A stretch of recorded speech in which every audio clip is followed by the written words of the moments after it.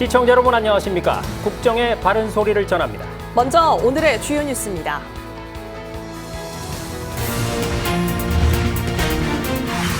전공의 집단행동으로 인한 의료 공백이 장기화 조짐을 보이고 있습니다. 정부는 비상진료 대책을 뒷받침하기 위해 매달 1,800억 원가량의 건강보험 재정을 투입합니다. 오늘 인천에서 민생토론회가 열렸습니다. 윤석열 대통령은 인천과 서울을 30분 내로 이어주는 GTX 사업을 빠르게 진행하고 우리 항공산업을 크게 키우겠다고 강조했습니다.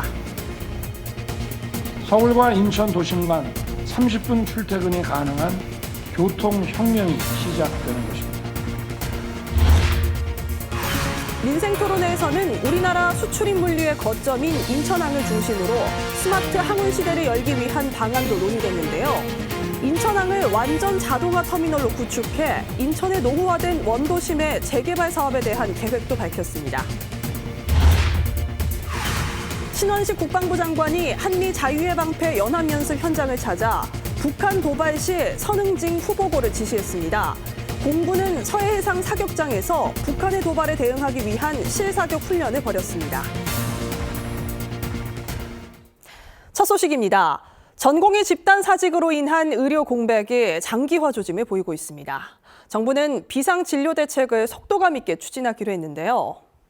현장 의료진을 지원하고 추가 인력을 투입하며 의료 이용과 공급 체계를 유지하는 데 초점을 두고 있습니다. 이를 뒷받침할 수 있도록 매달 1,800억 원가량의 건강보험 재정을 투입한다는 계획입니다. 조태영 기자입니다. 근무지를 이탈한 전공의는 지난 6일 기준 11,219명.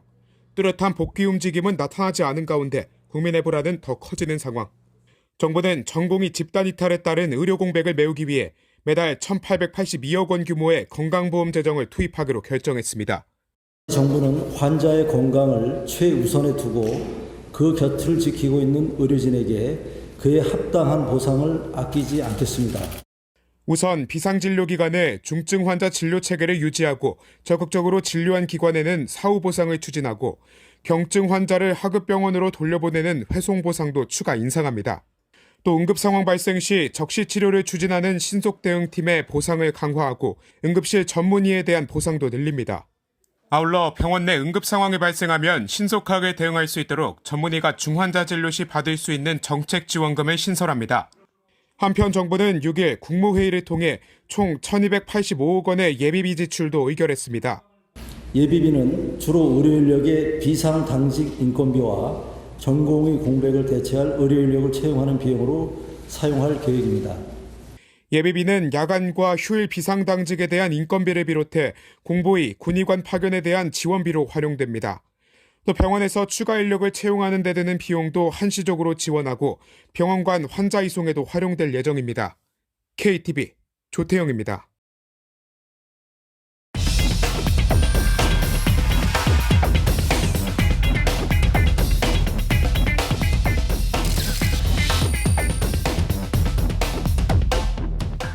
네, 앞서 보신 것처럼 정부는 가용한 모든 자원을 동원해서 비상진료 체계를 강화하고 있는데요.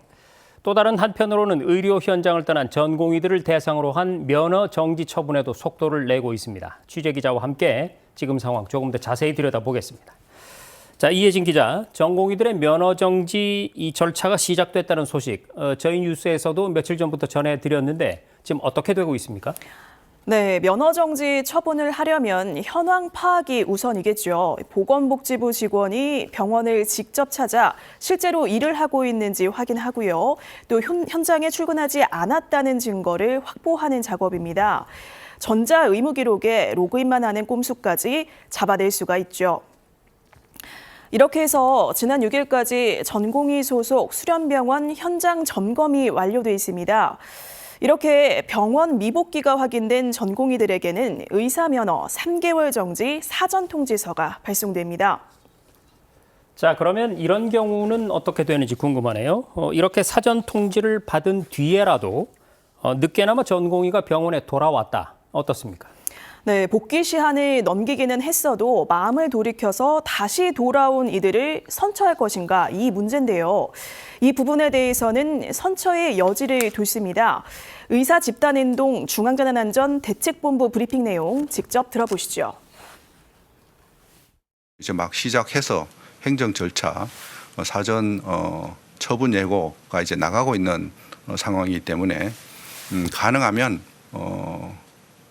이 근무지 이탈한 우리 전공의 분들이 조속히 복귀를 해서 본인의 불이익을 줄일 수 있는 가능성도 높이고 또 이 필요한 분들의 의료를 제때 받을 수 있도록 이렇게 협조해 주시면 고맙겠습니다.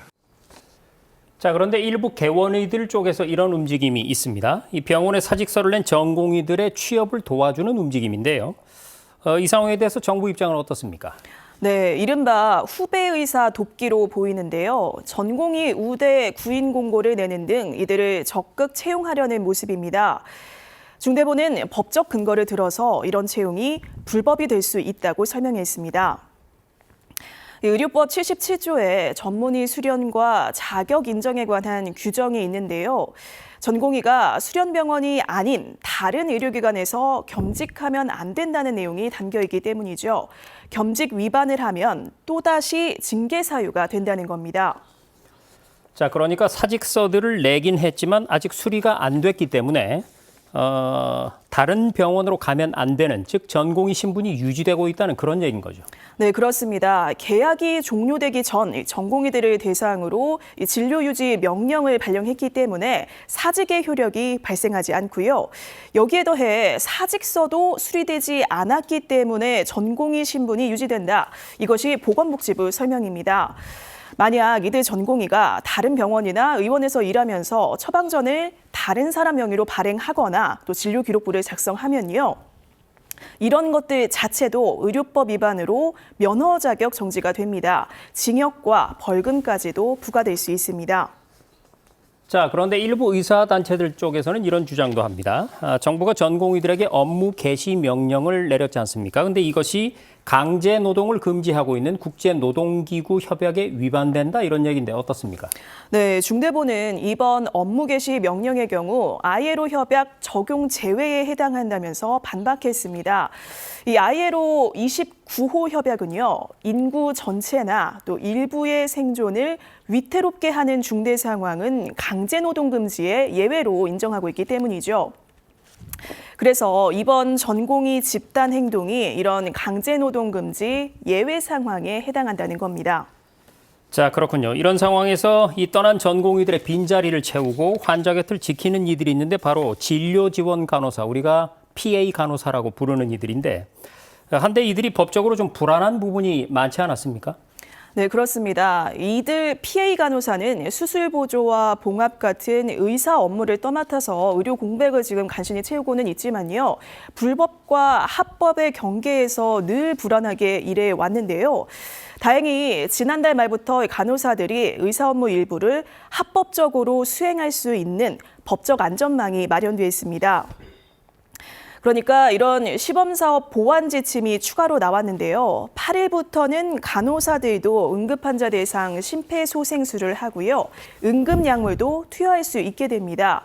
10개 분야, 98개 진료 지원 행위를 구분해서 간호사들이 할 수 있는 업무를 명확히 정했습니다. 네, 지금까지 의사 집단 행동 상황과 여기에 대한 정부 입장과 대응까지 자세히 짚어봤습니다. 이혜진 기자, 수고 많았습니다.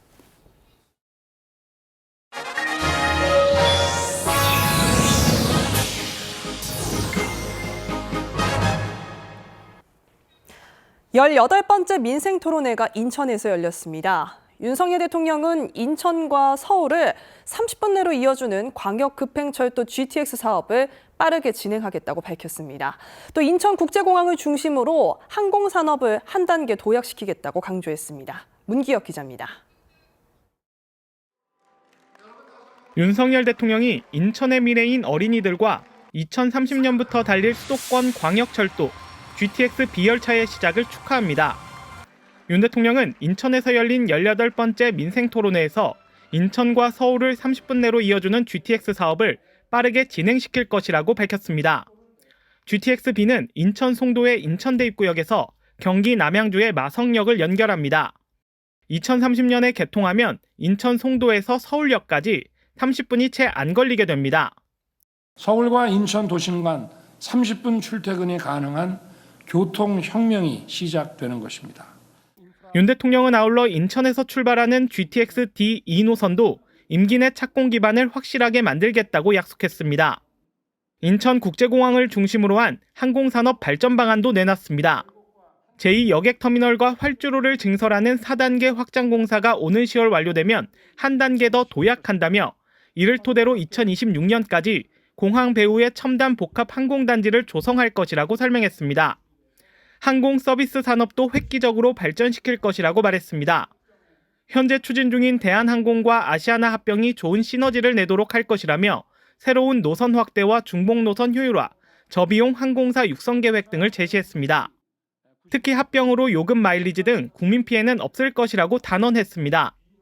항공여행 마일리지는 단 1마일의 피해도 발생하지 않도록 하고 요금을 비롯한 서비스 품질이 독과점으로 인해서 떨어지지 않도록 정부가 철저히 관리하겠습니다.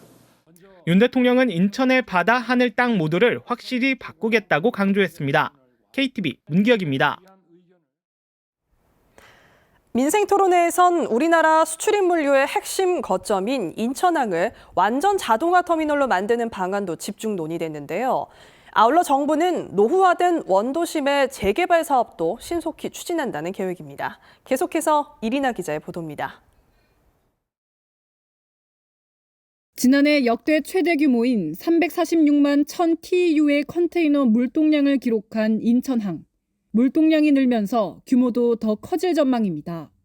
2027년까지 인천 신항의 컨테이너 터미널 1-2단계 개장을 추진 중인데 전 세계 항만들과의 생산성 경쟁에 맞서기 위해 완전 자동화 항만으로 구축한다는 계획입니다. 물류기지로서 인천 항만의 경쟁력을 더욱 키우겠다는 겁니다. 2027년까지 인천 신항 제1, 제2 부두에 1조 원을 투자해서 미래 시대에 걸맞는 스마트항으로 업그레이드 시키겠습니다. 항만의 동력원을 전기로 100% 전환해서 소음과 공해, 먼지가 없는 친환경 스마트항으로 만들겠습니다. 인천 신항의 컨테이너 화물 분담률이 늘면서 배후 단지도 더욱 넓어지고 있습니다. 앞으로 항만 인근에 300만 제곱미터 규모의 배후 단지가 추가로 더 공급될 예정인데요. 지역 산업과 연계한 콜드체인과 전자 상거래 시설을 모은 특성화된 구역으로 조성됩니다.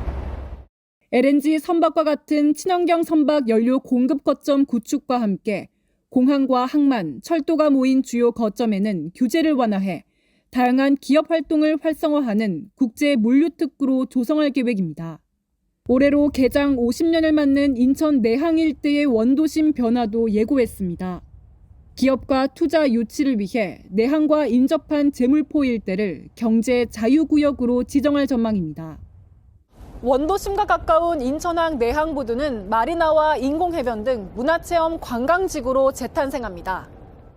또 공동화된 인천 원도심의 재개발 사업을 위해 2027년까지 2조 4천억 원 규모의 도시재생 사업도 지원할 방침입니다.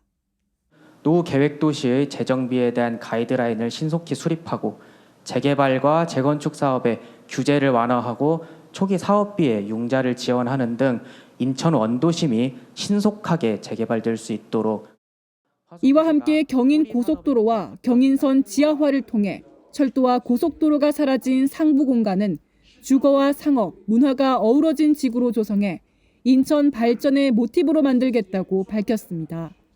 KTV 이리나입니다. 앞서도 보셨듯이 올 초부터 시작된 민생토론회가 회를 거듭하며 이어지고 있습니다. 윤석열 대통령은 첫 토론회부터 국민과 정부 사이의 콘크리트 벽을 깨야 한다며 소통의 중요성을 강조해 왔는데요. 매 토론회마다 국민들과 나눈 격이 없는 대화를 최영은 기자가 정리했습니다. 올해 첫 업무 보고부터 국민과의 소통을 강조해온 윤석열 대통령. 정부와 국민 사이에 핵이 터져도 깨지지 않을 만한 아주 두툼한 그런 콘크리트 벽이 있다고 하지 않았습니까? 그거를 깨야 됩니다. 윤 대통령은 다양한 주제로 열린 민생 토론회를 계기로 각계각층의 국민을 만나 대화를 이어갔습니다. 특히 토론회 참석자에게 자신의 경험담을 나누는 등 국민 눈높이에서 소통해 눈길을 끌었습니다. 제가 또 관사에서도 지내봤습니다. 그래 얼마나 이게 불편한지 전국적인 문제라는 것을 저도 아주 잘 인식하고 있습니다. 살아봤기 때문에 뭐 광주도 그렇고 뭐 부산도 그렇고 아주 그냥 저 수도 틀으면은 녹물이 계속 나와가지고 교통의 불편함으로 출근길이 지옥 같다는 일상의 고충에도 적극 공감했습니다. 저녁이 있는 삶은커녕 아침도 없는 삶이 좀 지속되고 있습니다. 그 이유는 아침에 출근 지옥을 피하기 위해서 새벽에 출근을 해야 되고 아침도 없는 삶이라는 말에 정말 정신 퍼석 차리고 이거를 빠른 속도로 추진해야 되겠다는 결심을 더 강하게 갖게 합니다. 듣기에 머무르지 않고 곧바로 해결책을 주문하기도 했습니다. 우리 딸이 담배를 하나 팔았는데 우리 딸은 벌금 60만 원 내고 저는 한 달 동안 팔지를 못하게 정지를 당했습니다. 법령 개정은 나중에 하더라도 당장 이거는 지방자치단체에 전부 공문을 보내서 도대체 이런 불이익 처분은 내리지 말아야지. 아니 이런 법을 왜 집행합니까? 안 그렇습니까? 그럼 바로 좀 조치하시고요. 민생 토론회 이후 청소년 주류 제공에 대한 행정 처분 기준이 기존 2달에서 일주일로 완화되는 내용의 식품위생법 시행령 개정안이 속도감 있게 입법 예고됐습니다. 이 밖에 통신비 부담 완화를 주제로 열린 토론회 이후에는 통신사 이동 시 지원금을 최대 50만 원으로 확대하는 단통법 시행령 개정안이 마련되는 등 민생 토론회의 후속 조치가 국민이 체감하는 성과로 이어지고 있다는 평가입니다. KTV 최영은입니다. 한미 자유예방패 연합연습이 오는 14일까지 이어지는 가운데 신원식 국방부 장관이 훈련 현장을 찾아 대비태세를 점검했습니다. 신 장관은 북한이 도발을 감행할 경우 선응징 후보고할 것을 지시했습니다. 김유리 기자가 보도합니다. 신원식 국방부 장관이 수도 방위사령부에 있는 지하 벙커인 B1 문서고를 찾아 한미 자유예방패 연합연습 현장을 점검했습니다. 신 장관은 이 자리에서 적이 대한민국을 침략하면 최단 시간 내 김정은 정권을 종말시킬 수 있도록 실전적인 연습과 훈련에 만전을 기하라고 강조했습니다. 그러면서 변화된 안보 위협에 대한 대비태세와 지해공 등에서의 다영역 작전 능력을 한층 강화할 것도 당부했습니다. 특히 북한이 우리의 방어적 연습을 빌미로 도발 시 즉각 강력히 끝까지 원칙으로 선조치 후 보고를 넘어 선응징 후 보고할 것을 지시했습니다. 이날 김명수 합참의장과 라케머라 연합사령관도 오산 미 공군기지를 방문해 훈련 상황을 점검하고 한미 장병들을 격려했습니다. 김 의장은 이번 연습을 빌미로 적의 도발 가능성이 높아짐에 따라 적이 도발할 경우 강력히 응징할 수 있는 연합 대비태세를 확립하라고 지시했습니다. 이런 가운데 공군은 서해 사격장에서 북한의 순항미사일과 장사정포 도발에 대응한 공대공 공대지 실사격 훈련을 실시했습니다. KF-16, FA-50, F-5 등 10여 대의 전투기가 참가했습니다. 이번 실사격은 적이 발사한 저고도 순항미사일을 공대공 미사일로 격추하고 적의 장사정포 도발 원점을 정밀 타격하는 방식으로 진행됐습니다. 이번 훈련을 통해 적 도발 시 일발 필중의 타격 능력으로 가차없이 응징할 수 있다는 자신감을 얻었습니다. 공군은 오는 14일까지 이어지는 자유예방패 연습 기간 대테러 종합훈련과 재난통제훈련, 활주로 피해 복구훈련 등 실전적 야외 기동 훈련을 진행합니다. KTV 김유리입니다. 고공행진 중인 장바구니 물가 부담을 덜고 도매 가격 약세로 어려움을 겪는 한우 농가를 살리기 위해 정부가 팔을 걷어붙였습니다. 농림축산식품부가 농협 하나로마트와 함께 한우를 최대 반값에 할인 판매하는데요. 김창규 기자가 취재했습니다. 매대에 한우를 채우는 손길이 분주합니다. 선홍빛 한우에 소비자들은 발걸음을 멈추고는 신중히 고릅니다. 매대에 채워지기도 전에 쇼핑카트로 옮겨집니다. 평소보다 저렴한 가격에 쇼핑카트는 벌써 한우로 꽉 찼습니다. 한우를 최대 50% 가격으로 할인 판매하는 소프라이즈 2024 대한민국 한우 세일이 시작됩니다. 내일부터 사흘간 전국 농협 하나로마트에서 진행되는데 양재점에서는 하루 먼저 시작됐습니다. 송미령 농림축산식품부 장관은 행사장을 찾아 현장을 점검했습니다. 거의 그러면 거의 돼지고기 가격하고 같은 거. 삼겹살하고. 그러니까 삼겹살하고 같은 가격이네요. 매장을 찾은 시민도 만나 직접 할인 행사를 홍보하기도 했습니다. 고기 가격 괜찮아요? 시식 코너에는 한우를 맛보려는 줄이 길게 늘어섰습니다. 한우 싸죠? 맛있게 드세요. 소매 가격은 지난해와 비슷한 수준을 유지하고 있지만 도매 가격은 떨어지는 상황. 장바구니 물가 부담은 덜고 경영에 어려움을 겪는 한우 농가를 돕기 위해 마련됐습니다. 이 행사는 연중 내내 할 계획으로 진행을 하고 있습니다. 하나로마트 중심으로 해서 금, 토, 일 3일 동안 진행을 하고요. 자조금, 그다음 마트 이렇게 해서 연중 계획을 저희들이 세우고 있는 상태입니다. 한편 소비자 물가지수 상승폭이 다시 3%대로 오르고 체감 물가에 가까운 생활 물가지수도 지난해 같은 달보다 3.7% 상승하면서 정부는 긴급 대책을 내놨습니다. 물가 상승률을 다시 2%로 낮추기 위해 이달과 다음 달 할인 지원에 모두 600억 원의 예산을 투입합니다. 사과와 배 등 주요 먹거리 체감 가격을 최대 40에서 50% 인하할 계획입니다. 특히 오렌지와 바나나 같은 주요 과일을 직수입해 유통하고 수입 과일 관세를 낮추는 등 과일 물가 안정에 총력을 다한다는 방침입니다. KTV 김찬규입니다. 지난해 보이스피싱 피해 규모가 재작년보다 35% 넘게 증가한 걸로 나타났습니다. 피해를 당한 사람의 숫자는 줄었지만 문제는 1인당 평균 피해 금액이 1,700만 원에 달할 정도로 고액 사기가 많았다는 점입니다. 박지선 기자가 전해드리는 내용 잘 들어보시고 각별히 주의하시기 바랍니다. 검찰을 사칭하며 걸려온 보이스피싱범의 전화. 대포통장의 명의가 도용됐다고 말합니다. 금융범죄 사기 사건이고 본인 명의로 이제 대포통장하고 이제 복제폰을 만들어서 지금 사기를 치셨단 말씀이세요. 수사 중이라며 아무에게도 발설하지 말 것도 요구합니다. 수사 종료되기 전까지 제3자에게 사건 내용에 대해서 발설하시면 안 되십니다. 금융감독원이 공개한 보이스피싱범의 실제 목소리입니다. 금융당국의 피해 예방 노력에도 불구하고 이 같은 보이스피싱 피해가 꾸준히 증가하고 있습니다. 지난해 피해 규모는 1,965억 원으로 전년 대비 35% 넘게 늘었습니다. 피해자 수는 줄었지만 1인당 피해 금액이 평균 1,700여만 원에 달할 정도로 늘었습니다. 1억 원 이상 고액 피해자도 231명으로 전년 대비 약 70% 증가했습니다.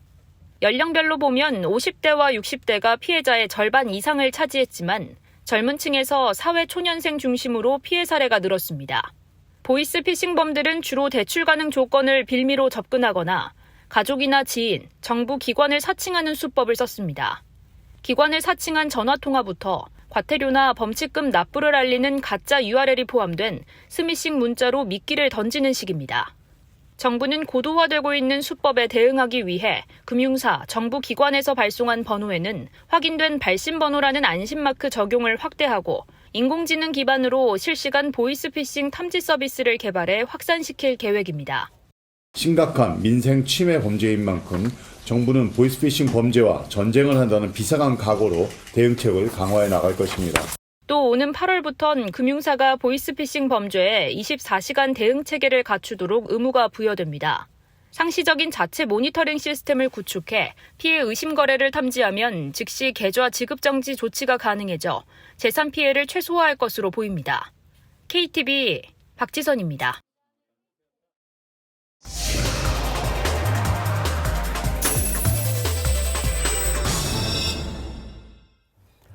세상과 단절된 채 살아가는 고립 은둔 청소년의 숫자가 14만 명에 달하는 걸로 추산되고 있습니다. 정부는 이들이 방문을 열고 사회로 나와서 자립할 수 있도록 상담과 치유, 학습 프로그램 등을 맞춤형으로 지원한다는 계획인데요. 윤현석 기자가 전해드립니다. 평범한 학생이던 비양.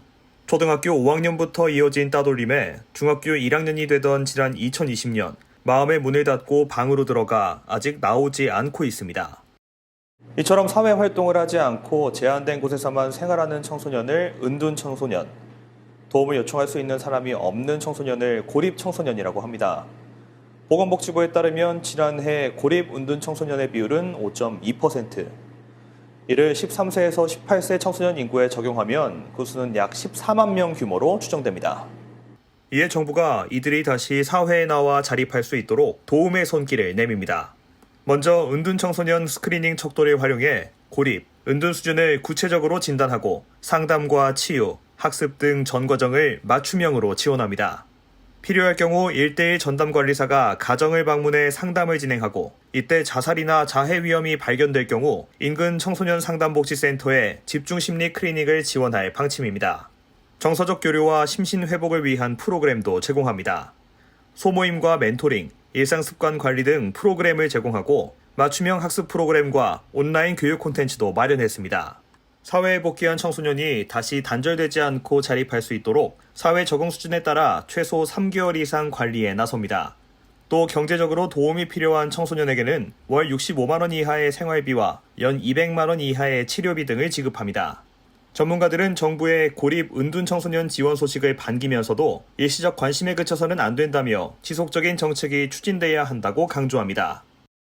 성과가 안 난다고 해서 정책이 무너지면 이 청년들, 이 재능이 많은 청소년 청년들이 사회에서 자기 사회에 기여를 할 수 있는 기회가 없어진다는 거예요. 이에 여성가족부는 오는 5월 고립 은둔 청소년의 생활 실태와 특성을 종합적으로 파악할 수 있는 첫 전국 단위 온라인 실태 조사를 벌입니다.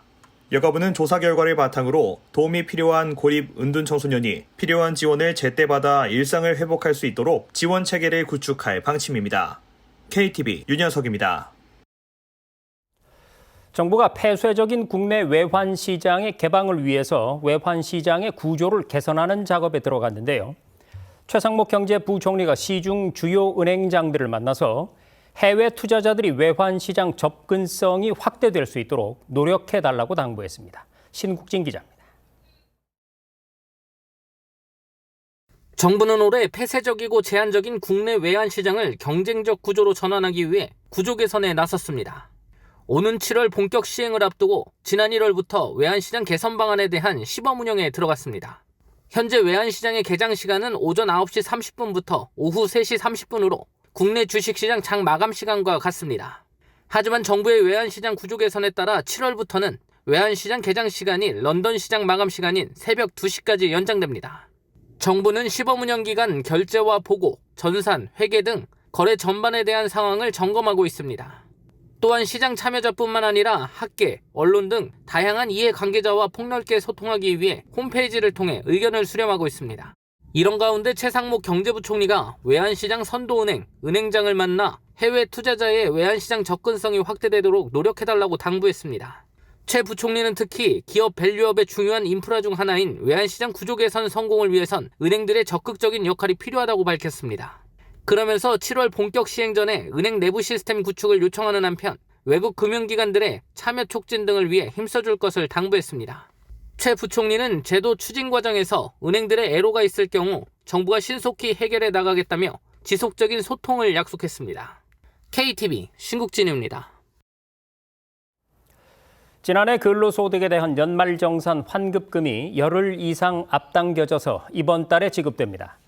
기업이 원천세 신고서와 지급명세서를 11일까지 제출하면 19일까지 계좌로 일괄 환급됩니다. 부도와 폐업, 임금체불 기업 소속 근로자는 22일까지 홈택스나 서면으로 개별 환급을 신청할 수 있고 환급금은 29일까지 지급될 예정입니다. 환급액은 기업에서 발급받은 원천 징수 영수증이나 홈택스, 손택스에서 확인할 수 있습니다.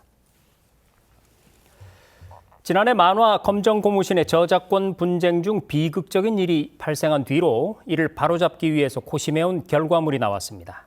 정부가 논란의 핵심 쟁점이었던 2차 저작물 이용과 관련한 표준 계약서를 정비한 건데요. 김용민 기자의 보도입니다. 만화 검정 고무신을 그린 고 이우영 작가는 2차 저작물과 관련해 출판사와 법적 분쟁을 벌이던 중 극단적인 선택으로 생을 마감했습니다.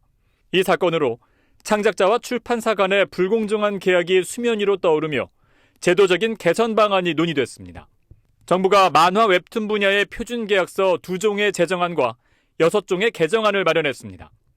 권리관계도 복잡하고 관련 사업자도 많고 그래서 작년부터 우리가 계속해서 표준 계약서를 6종을 개정했고요. 두 종을 신설을 했습니다.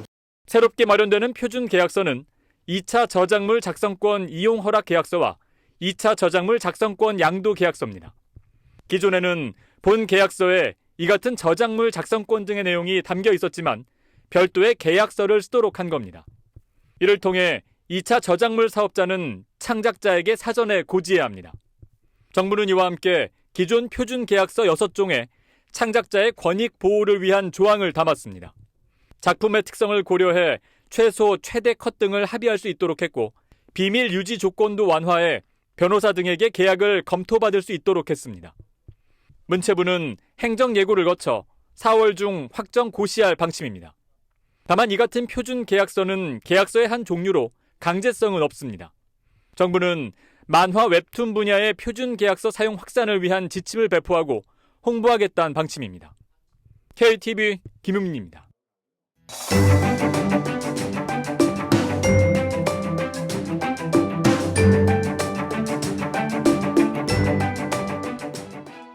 안녕하세요. K웨더 라이프스타일 예보 박성루입니다. 수도권과 충북, 경상권은 하늘 흐린 가운데 가끔씩 떨어지는 빗방울은 오늘 저녁까지 이어지겠습니다. 강원도에는 비나 눈이 오고 있는데요. 오늘 밤까지 강원에는 5mm 미만의 비가 내리고 산간에는 1cm 내외의 눈이 내려 쌓인 후 그치겠습니다. 한편 울릉도와 독도에는 오늘 저녁부터 비가 내리기 시작해 내일 밤까지 비와 눈의 형태로 이어지겠습니다. 예상 강수량은 5에서 10mm, 적설량은 1에서 3cm가 되겠습니다. 그 밖에 전국은 내일 대체로 맑겠습니다. 한편 오늘 밤을 지나며 기온이 뚝 떨어지겠습니다. 내일 아침 기온은 서울 영하 2도, 광주 0도, 부산은 영상 2도를 보이며 오늘 아침보다 3에서 5도가량 더 낮겠습니다. 낮에는 서울은 5도에 그치겠지만 광주는 8도, 부산은 12도까지 오르며 일교차도 크게 벌어지겠습니다. 건강관리에 유의하시기 바랍니다. 다음은 자세한 지역별 내일 날씨입니다. 중부지방의 하늘에는 구름만 조금 있겠습니다. 아침 기온은 서울과 수원 영하 2도, 대전 영하 3도, 춘천 영하 4도로 춥겠고 낮에는 5에서 8도 분포를 보이겠습니다. 동해안 지방도 대체로 맑겠습니다. 속초와 강릉 영하 1도로 아침을 시작해 낮에는 울진 9도까지 오르겠습니다. 남부지방 제주는 흐리다가 저녁부터 개겠습니다. 전주 영하 1도, 대구 0도, 제주는 영상 6도로 아침을 맞이해 낮에는 광주 8도, 부산 12도까지 오르겠습니다. 전해상 흐린 후 점차 개겠습니다. 동해에는 비나 눈이 내리고 물결도 최대 4m로 거세게 일겠습니다. 토요일까지 반짝 꽃샘추위를 보이다 일요일부터는 다시 포근하겠습니다. 다음 주 월요일 제주도에 비가 오기 시작해 화요일에는 경상도를 제외한 전국으로 비나 눈이 확대되겠습니다. 날씨였습니다. 네, 지난 3월 3일은 삼겹살 데이였는데 3월 7일인 오늘은 무슨 날인지 아십니까? 37의 발음이 참치와 비슷하죠. 바로 참치데이라고 합니다. 네, 해양수산부와 원양어업협회가 참치의 소비 촉진을 위해서 지정한 이래 지금 20년 가까이 이어지고 있다고 하는데요. 대형마트들에서 대부분 오는 10일까지 할인이 진행되니까요. 참고하시면 좋겠습니다. KTV 대한뉴스 오늘 저희가 준비한 소식은 여기까지입니다. 시청해주신 여러분 고맙습니다.